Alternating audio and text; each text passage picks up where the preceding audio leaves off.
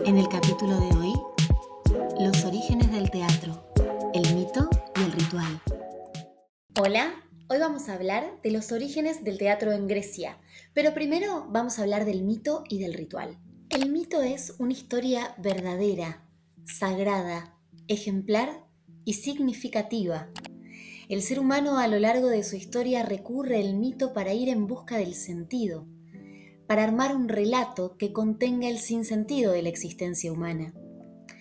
Pensemos que, a diferencia de la historia, que la historia es necesariamente cuestionable, el mito no se cuestiona, transcurre en un tiempo y espacio primordial y sagrado.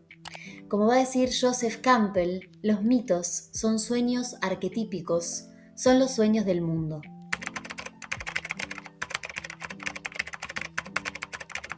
Si queremos ir un poco más allá en torno al mito, recomiendo muchísimo este libro de Mircea Eliade que se llama Mito y Realidad.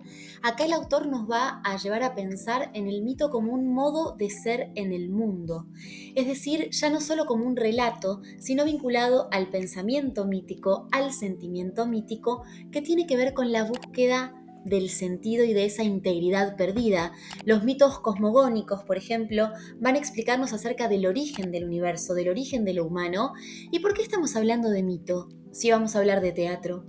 Próximamente vamos a introducir el concepto de ritual y poco a poco nos vamos acercando a los orígenes de la tragedia griega. El ritual es la puesta en práctica del mito, es decir, pasar del relato de un tiempo y espacio primordial a un aquí y ahora encarnado en la acción de quienes son protagonistas de ese ritual.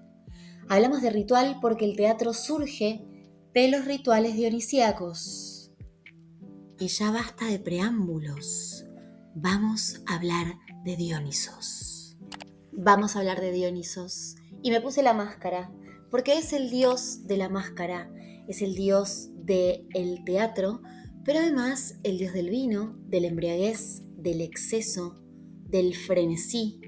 En las orgías dionisíacas que transcurrían en los bosques, sus sátiros, sus bacantes y sus celebrantes llegaban a un estado de éxtasis. La palabra éxtasis en griego quiere decir éxtasis, es decir, fuera de lugar, fuera de sí. Llegaban a una enajenación, pero una enajenación tal que incluso, además del orgiástico, tenía ribetes vinculados al canibalismo. Vamos a profundizar más adelante cuando hablemos de las bacantes. A Penteo no le gusta esto, pero Dionisos va a estar vinculado al teatro porque en uno de esos rituales dionisíacos, uno de sus celebrantes, quizás el más borracho, se pone una máscara y dice: yo soy Dionisos. Es decir, se personifica como el dios. Y ahí es donde aparece el teatro, donde ya no estamos en un ritual en el que somos todos cocelebrantes, sino que alguien se separa de esa totalidad, se pone una máscara, se presenta como un otro y ¿qué construye ahí? Un público. Es decir, los inicios del teatro tienen que ver con un rejunte de personas en un estado estílico exacerbado, y allí es donde Thespis, el primer actor, construye este momento icónico de los orígenes del teatro. Si queremos naufragar y perdernos en las profundas e intensas aguas del teatro griego, lo que recomiendo inicialmente es acercarnos a la mitología. ¿Y por qué digo esto? Porque las tragedias griegas se basaban en mitos precedentes, es decir, que los griegos iban al teatro no a sorprenderse con un plot twist o un final inesperado, sino que ya conocían esos mitos a través de los relatos que circulaban de manera oral.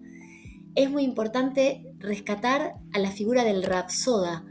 El rapsoda es definido como un cocedor de cantos. Ahora se usa la palabra rap también. Oda es canto, rap coser. El cocedor de cantos, el rapsoda, iba transmitiendo los mitos de manera oral y esto permitía, de alguna manera, dar información acerca del sentido, de conductas ejemplificadoras, y el teatro griego se va a basar en esos mitos. Por lo tanto, los griegos iban al teatro a reafirmar cosas que ya conocían. Así llegamos al final. Vamos a hablar acerca de tragedia griega en el próximo video, pero si hablamos de los orígenes, hablamos del mito, hablamos del ritual, quería también destacar el ditirambo. El ditirambo era la procesión en homenaje a Dionisos y el canto de el ditirambo se hacía en el marco de estas celebraciones.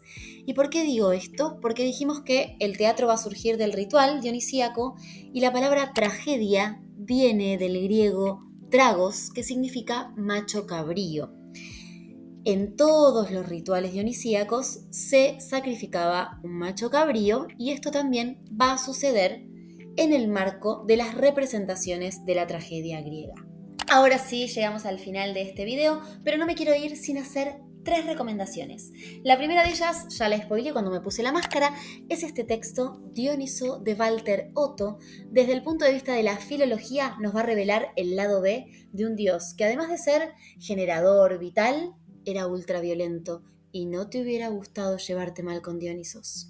Recomendación número 2, vamos a ir a Jen Braun, El retorno de Dioniso, un estudio filosófico donde va a hablar acerca del vínculo de Dionisos con Eros y también la vigencia de Dionisos en nuestro presente. Última recomendación, antropología. Tenemos este texto precioso, Dioniso a cielo abierto, de Marcel Detienne, que va a profundizar en lugares recónditos vinculados a este dios y la importancia del vínculo con el exceso, con las potencias de la vid en la existencia humana.